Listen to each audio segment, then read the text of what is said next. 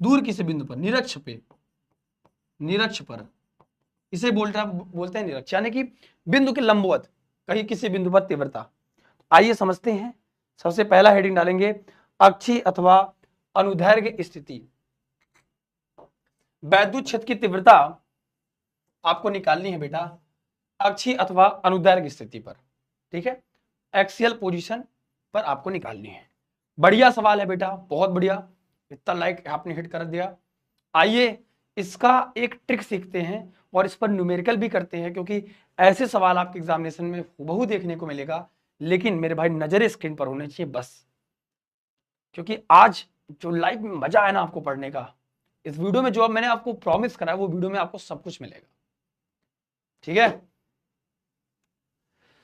आएगा बेटा। न्यूमेरिकल में दिक्कत आपको होती मुझे पता है, न्यूमेरिकल का भी बहुत बड़ा प्रावधान हम कर रहे हैं आपके लिए, डोंट पर्सनल मत लो, टेंशन मत लो भैया तुम, ठीक है।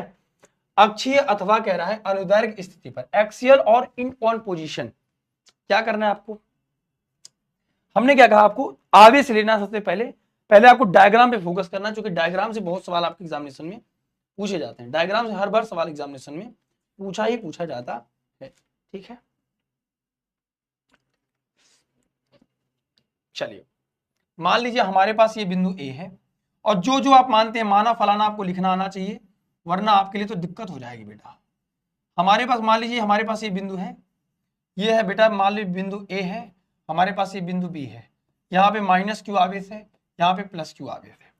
आप ही बताएं गुरुजी कि भैया यहाँ से यहाँ तक की बिंदु पूरा क्या हो जाएगा, ये एल होगा तो ये भी एल होगा, पूरी डिस्टेंस क्या होगी, 2l होगी, पूरा डिस्टेंस क्या होगा 2l। अक्ष के अनुदिश कह रहा है, इसके तल के अनुदिश, इसके यहां से किसी बिंदु पर, यानी कि इस बिंदु P पर मान लो हमें तीव्रता निकालनी है, बिंदु P पर हमें तीव्रता ज्ञात करनी है। अब आप मेरी बात को ध्यान सुनिए, यहाँ पे एक दो कंसेप्ट में बताऊंगा जो आपको पूरे फिजिक्स में पहले वाली बुक में काम देगा, बराबर बात, ध्यान से देखिए, बहुत कमजोर है, ध्यान सुनिए। हमने कहा अक्ष के अनुदिश वैद्युत क्षेत्र की तीव्रता निकालनी है, और हमने ये सीखा है, पढ़ा है कि अगर कोई आवेश है तो बिंदु आवेश, यानी कि किसी एक सिंगल आवेश के कारण, बिंदु आवेश के कारण वैद्युत क्षेत्र की तीव्रता का सूत्र निगमन किया, E बराबर 1/4 पाई एप्सिलॉन नॉट, उस आवेश का मान Q बटे R का स्क्वायर, पढ़ा, ठीक है। तो यहां से यहां तक का जो बिंदु मानेंगे, मान लीजिए हमने R मान लिया, हमें इन दोनों के बिंदु के कारण निकालना, द्विध्रुव के कारण, द्विध्रुव का मध्य बिंदु ये हो गया O। अगर आप मुझे बताएं ये बेटा यहां से यहां तक R है, आप मुझे बताइए प्लस Q से P की दूरी कितनी होगी, ये R है और ये L निकल जाएगा, R माइनस एल ना बचेगा बाबू, बोलो बचेगा, प्लस Q से P तक की दूरी आ गई। आप मुझे बताइए प्लीज कि भैया ये R है, माइनस Q से P तक की दूरी कितनी आएगी, ये R है बेटा, ये L है, तो पूरी दूरी R में L जुड़ जाएगा बेटा, तो मेरे भाई कितने आ जाएंगे, R प्लस L ना आ जाएगा, बोलो मेरे भाई, मेरे दोस्त परेशान मत हो, फिर से समझो।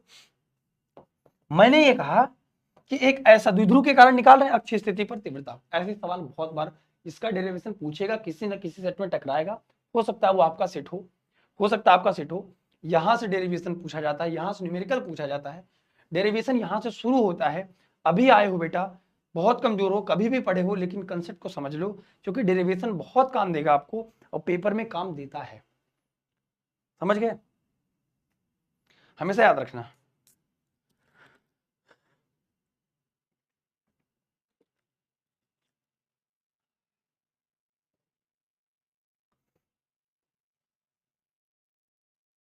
हमने ये कह दिया ऐसा समायोजन जब समान परिमाण तथा विपरीत प्रकृति के आवेश को अल्पतम दूरी 2l पर रख दिया, ये द्विध्रुव बन गया हमारा, इसके मध्य बिंदु से हम कुछ दूरी पर अक्ष के अनुदिश विद्युत क्षेत्र की तीव्रता निकाल रहे हैं। यहां से यहां तक की दूरी अगर हमने r मान ली तो बेटा यहां से यहां तक की दूरी r में से l चला गया, r माइनस l बचा, यहां से यहां तक की पूरी दूरी r था, l जुड़ गया, r प्लस l हो गया, बनी बात है। आप लिखेंगे, अब लैंग्वेज लिखने की समस्या है, लैंग्वेज लिखना आना चाहिए ताकि आप सवाल को लगा लें आराम से, सुकून से। लैंग्वेज लिखते हैं कैसे, लिखेंगे माना द्विध्रुव ए बी, आपने द्विध्रुव माना है और द्विध्रुव का मान कितना है बेटा ए बी, लिखेंगे माना द्विध्रुव ए बी जिसकी लंबाई, माना द्विध्रुव ए बी, माना द्विध्रुव AB जिस पर आवेश माइनस Q तथा प्लस Q स्थित है अल्प दूरी 2L पर रखा है। ठीक है, अब ये द्विध्रुव होगा, जैसे आपने बनाया आप अपने हिसाब से कुछ भी ले सकते हैं। ठीक है, ठीक है, ठीक है। द्विध्रुव के लिखेंगे जैसे जैसे है, द्विध्रुव के या मध्य बिंदु से, द्विध्रुव के मध्य बिंदु O से r दूरी पर तीव्रता ज्ञात करनी है। r दूरी पर तीव्रता मतलब वैद्युत क्षेत्र की तीव्रता ज्ञात करनी है। ठीक है, अब ये लैंग्वेज बार बार नहीं लिखूंगा, आपको समझाने के लिए लिख रहा हूं सिर्फ, और समझ लो मेरे दोस्त, हमेशा तुम्हें काम आएगा। ज्ञात करनी है, आपको बहुत अच्छे से पता है। आप पहले इसके लिए निकाल लो, फिर इसके लिए निकालो और दोनों की तीव्रता को जोड़ दो। डायरेक्शन का ध्यान रखना, दिशा क्या होगी, धनावेश के लिए तीव्रता की दिशा धनावेश से बाहर की ओर होती है, यानी कि एक का डायरेक्शन अगर धनावेश से बाहर की ओर आएगा, एक का डायरेक्शन इधर आएगा। कहते हो कि नहीं, बात मानते हो? ठीक है, बहुत इंपॉर्टेंट है बेटा, एक का तीव्रता की दिशा तो आपको माननी पड़ेगी ना बाबू। ठीक है, अगर आप सोचेंगे कि माइनस Q के कारण तो तीव्रता की दिशा E1 इधर होगी तो E2 का डायरेक्शन इधर होगा, दोनों की दिशा क्या होगी बेटा, विपरीत होगी। ऋणावेश की ओर, धनावेश से बाहर की ओर, तीव्रता विपरीत होगी। हमेशा याद रखिएगा, तीव्रता एक समान, एक साथ में जोड़ देना, विपरीत दिशा होगी तो घटा देना, सिंपल बात है। आइए चलते हैं, लिखेंगे माइनस Q के कारण तीव्रता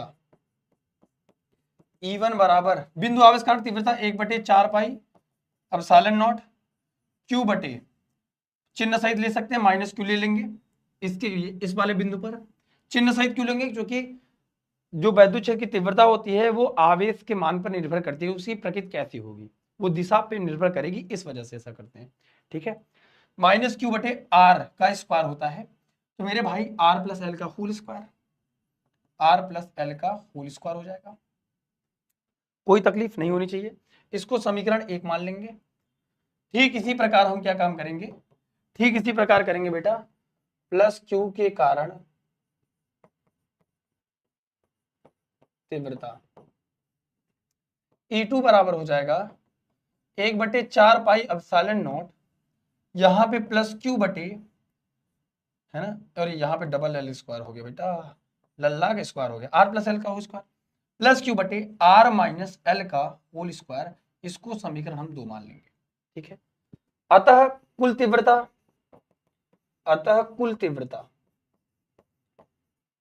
नेट तीव्रता क्या आ जाएगी, E बराबर E2 माइनस में E1, माइनस ही क्यों किया ये समझने वाली बात है। अब मैं आपको बता देता हूं, आपको कॉन्सेप्ट बताता हूं, नोट करिएगा।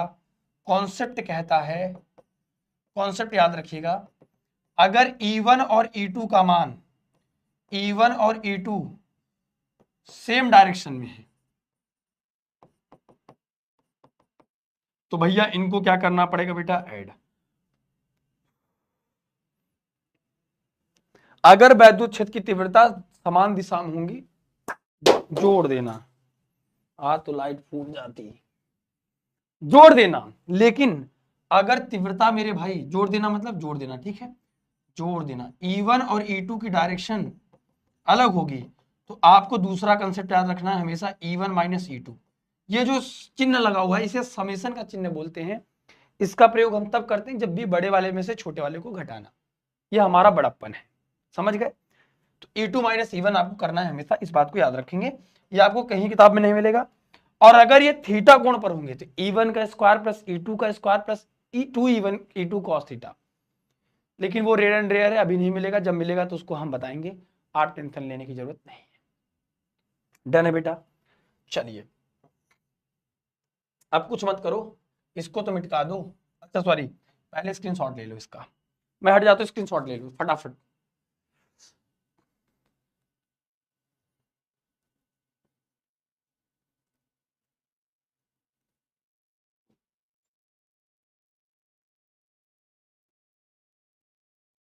ठीक है, ठीक है, आ जाओ भैया, आ जाओ जरा मूड बना के, ऑल द रजनी फाइन। देखो भैया, अब क्या मैंने कहा, हमने कहा E2 माइनस नेट तीव्रता हमें निकालनी थी, E बराबर क्या करेंगे 1/4 पाई एप्सिलॉन नॉट Q बटे, इसको लिखना पहले R माइनस एल का whole square, R minus L का whole square minus 1/4 pi epsilon nought Q बटे R प्लस एल का होल स्क्वायर। इन दोनों में कॉमन कुछ दिख रहा है? देखो बेसिक मैथ पर परेशान होने की जरूरत नहीं, सब बता दूंगा, जहां जो गणित की जरूरत पड़ेगी वो सब मैं आपको कंसेप्ट पहले लिखवाऊंगा तब बताऊंगा, है ना। ये काम नहीं है कि ये कर लो। हाँ ये है कि आपसे गुजारिश है कि अगर कभी भी नहीं पढ़े बेसिक मैथ, नीट के बच्चे हो, तो आप आराम से डालना यूट्यूब पे basic math for physics bye Kishan sir, integration by Kishan sir, KISHAN SIR, कहीं भी डालना, गूगल पे सर्च कर लेना, कहीं पे भी इंस्टा पे कहीं सर्च करोगे किशन सर, मैं मिल जाऊंगा आपको।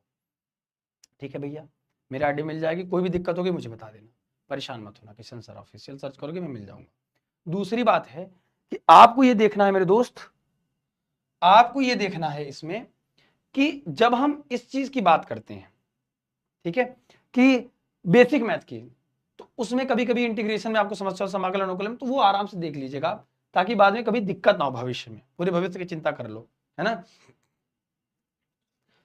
बाढ़ आई, अच्छा भैया सभी लोग जिन्होंने लाइक नहीं किया बेटा लाइक जरूर कर देंगे, 2000 लाइक कम से कम हो जाना चाहिए क्लास ओवर होने के पहले।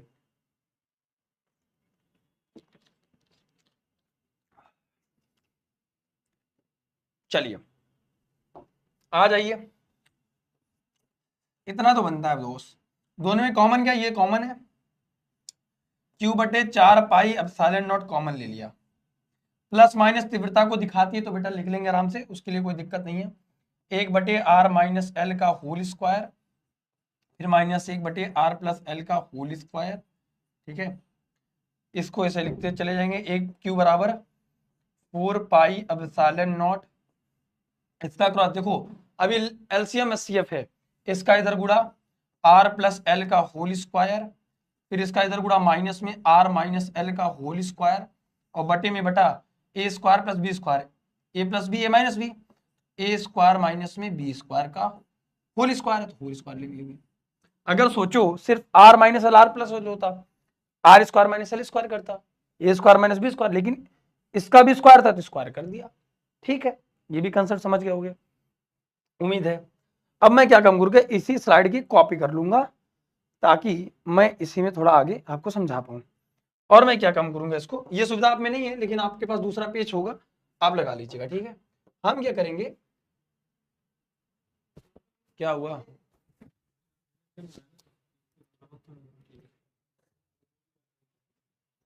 ठीक है बेटा,